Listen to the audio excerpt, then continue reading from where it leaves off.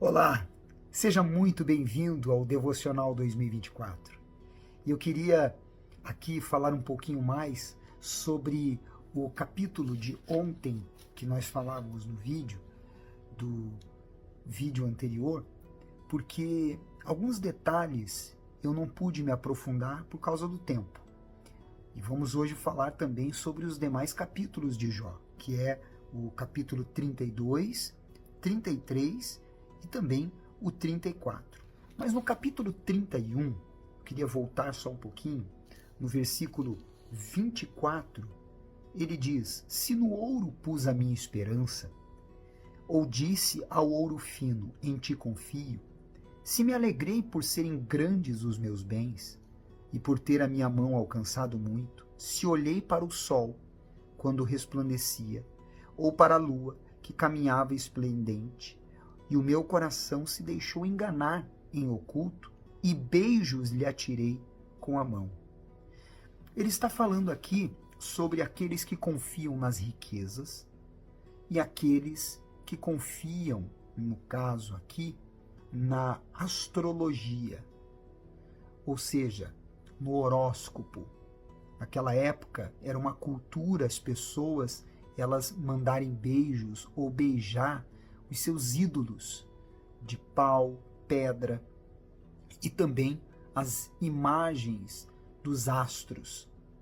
E hoje isso se direciona àqueles que confiam, por exemplo, no horóscopo. Dentre tantas outras formas da pessoa colocar a sua fé. Existem aqueles, como nós falamos, que colocam a sua fé e confiança nas riquezas. Mas nós devemos colocar somente em Deus. Até porque quando nós colocamos a nossa fé, confiança, esperança nestes detalhes, nestes pontos, nós estamos tirando a glória de Deus. E a Ele é toda a glória. Só a Ele devemos prestar honra. No capítulo 31, versículo 29 ao 31, também fala sobre nós não nos alegrarmos com as desgraças de ninguém e nem abrir os nossos lábios para pecar contra quem quer que seja. Temos que vigiar o que falamos para não desejar a morte de ninguém, não desejar o mal de ninguém. E no capítulo 31, no versículo 35, ele fala sobre algo que me chamou a atenção, que eu quero ler com você novamente, antes de nós entrarmos no assunto de hoje. Diz assim: Tomara eu tivesse quem me ouvisse, eis aqui a minha defesa assinada, que o Todo-Poderoso me responda, que o meu adversário escreva a sua acusação. Jó não havia entendido que, na verdade, aqui o acusador era Satanás. Ele era o que, diante de Deus, falou que Jó ele era interesseiro. Na cabeça de Jó, era Deus que estava, de alguma forma, contra ele. E tem pessoas hoje em dia vivendo assim. No versículo 39, do capítulo 31, ele fala sobre pagar indevidamente ou se apropriar daquilo que não lhe pertencia. Tem muita gente hoje em dia que faz isso. Ela rouba no trabalho, ela faz as coisas por debaixo dos panos, ela se aproveita de oportunidades para se dar bem, até mesmo passando por cima de outras pessoas. Mas olha que interessante esse versículo que diz assim: Se comi os seus frutos sem tê-la pago devidamente e causei a morte aos seus donos, por trigo me produza cardos e por cevada joio. Olha que atitude de uma pessoa de caráter. Dai a César o que é de César e dai a Deus o que é de Deus. Muito forte isso, né? Nós estamos nesse Devocional 2024 falando sobre o livro de Jó. E se você não acompanhou os vídeos anteriores, entre lá, acompanhe, para que você esteja conosco nesta jornada até o final do ano de 2024, meditando aqui de Gênesis a Apocalipse. Hoje nós estamos entrando no capítulo 32, 33 e 34. E os temas são: quem era Eliú? Portadores da morte versus anjos.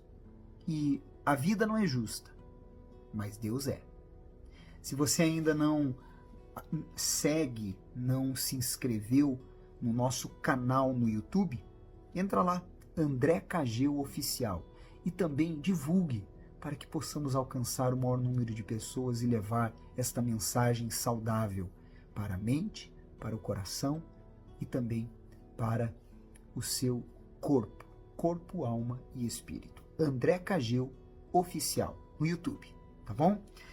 No capítulo 32, nós vemos entrar em cena um homem chamado Eliú. Até então você ouviu falar os 3 amigos de Jó. Mas quem é este Eliú?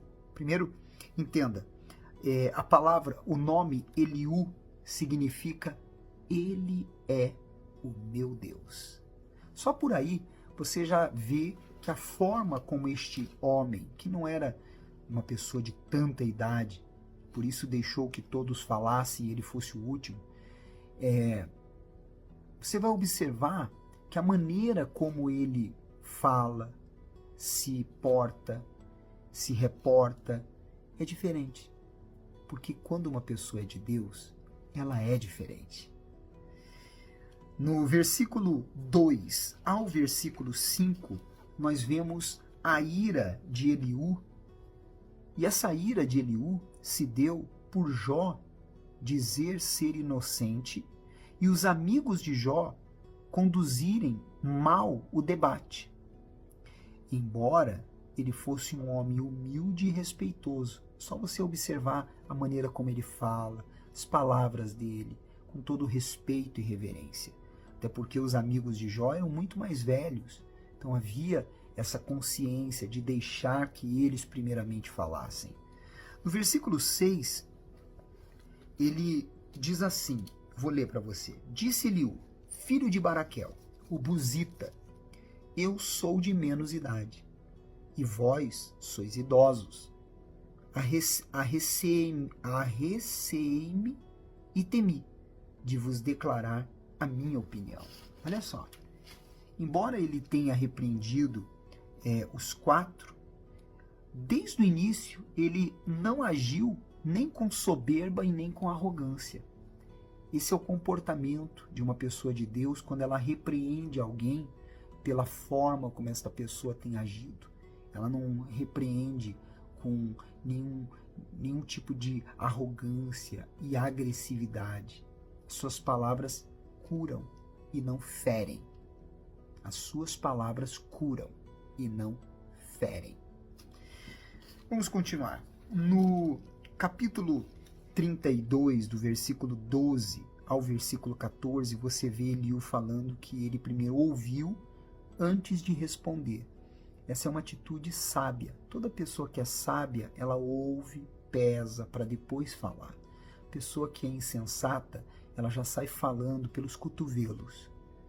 Pessoa que fala demais não é uma pessoa confiável. No versículo 18 do capítulo 32, ele fala sobre o Espírito. Vou ler aqui para você. Ele diz assim, olha só que interessante. Ele diz, porque tenho muito o que falar, e o meu espírito me constrange. Espírito aqui é a mente. Ele tinha consciência que ele tinha que pesar as palavras, que ele era tão pecador como os 3 amigos de Jó, como Jó. Ele não era mais do que nenhum deles. Eu vejo Eliú aqui como representando Jesus, fazendo o papel ali do Espírito Santo para convencer Jó daquilo que era necessário. E é assim que ele trabalha em nosso favor. No versículo 19, ele fala sobre odres prestes a se arrebentarem. Estes odres prestes a se arrebentarem é como se ele estivesse falando, estou a ponto de explodir, quer dizer, vendo toda aquele palco, aquele circo de acusações dos amigos de Jó, e Jó rebatendo, e falando, e se colocando da forma que se colocou. E ele ali a ponto de quase explodir vendo tudo aquilo. Assim nós também nos portamos, mas você vê que ele se segurou e falou a hora que deveria falar. Quando a pessoa tem a sabedoria de Deus, ela é assim. Ela sabe a hora que ela tem que se posicionar.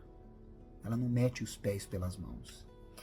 No versículo 20 ao 22, nós vemos claramente ele pesando as palavras dele antes dele falar. Muito interessante isso, eu vou ler aqui para você. Ele diz assim, 20 e 22. De modo que a sua vida, aliás, 32, 20 e 22, diz assim. Permite, pois, que eu fale para desafogar-me. Abrirei os lábios e responderei. Não farei acepção de pessoas, nem usarei de lisonjas com o homem, porque não sei lisonjear. Em caso contrário, em breve levaria o meu Criador. Quer dizer, ele falava com muito temor e reverência. Interessante, né? Comportamento de Eliú. Você vai ver que logo depois da ação de Eliú, é aí que Deus agiu. Deus entrou em cena. Logo, logo você vai ver nos próximos capítulos. Do versículo 13 ao 14, às vezes as pessoas não percebem que Deus está falando. Isso é muito importante você acompanhar. Olha só, ele diz assim. Por que contendes com ele, afirmando que não te dá contas de nenhum dos seus atos? Pelo contrário, Deus fala de um modo, sim, de dois modos, mas o homem não atenta para isso. Quantas e quantas vezes nós não percebemos que Deus estava falando? Através de uma situação, através de uma pessoa, através de algo que nós vivenciamos. Nós temos que ter os nossos ouvidos espirituais abertos para ouvir a voz de Deus. Isso é muito importante.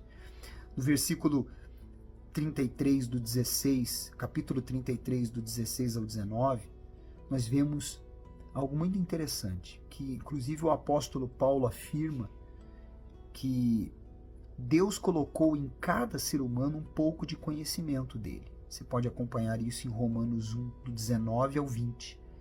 A pessoa pode nunca ter lido a Bíblia. Ela sabe o que é certo e o que é errado. Muitas pessoas, elas, por exemplo, quando fazem algo errado, a consciência pesa. Ali é o agir de Deus dentro daquela pessoa.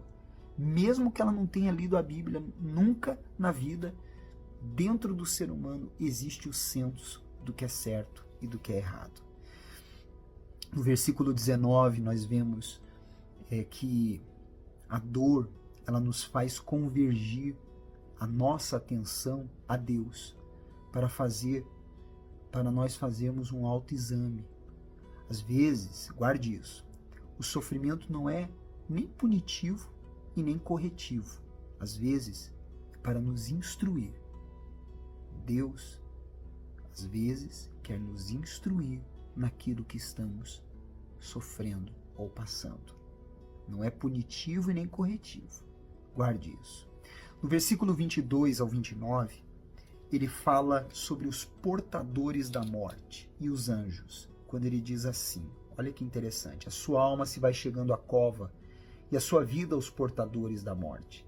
Se com ele um anjo intercessor, um dos milhares, para declarar ao homem o que lhe convém, então Deus terá misericórdia dele e dirá ao homem, redime-o, para que não desça a cova. Achei resgate. Aqui ele está falando sobre os dois que vêm buscar o homem quando morre. Portadores da morte, se viveu no pecado e foi ao inferno, vai para o inferno, sendo levado por eles, ou os anjos, sendo levado para os céus. Muito interessante isso, né? Tudo depende de como nós estamos vivendo até o último suspiro de nossas vidas. No capítulo 34, nós vemos vários pontos importantes, mas para finalizar, o versículo 19, que ele fala sobre a justiça. A vida não é justa. Deus é justo. A justiça que não tarda não deixa de ser justiça. Depois você lê Eclesiastes 12, 14, e no vídeo de amanhã eu vou falar um pouquinho sobre esse capítulo, esse versículo, melhor dizendo, sobre a vida não é ser justa, mas Deus é justo. E nós continuamos o nosso devocional. Até amanhã. Você é especial para Deus.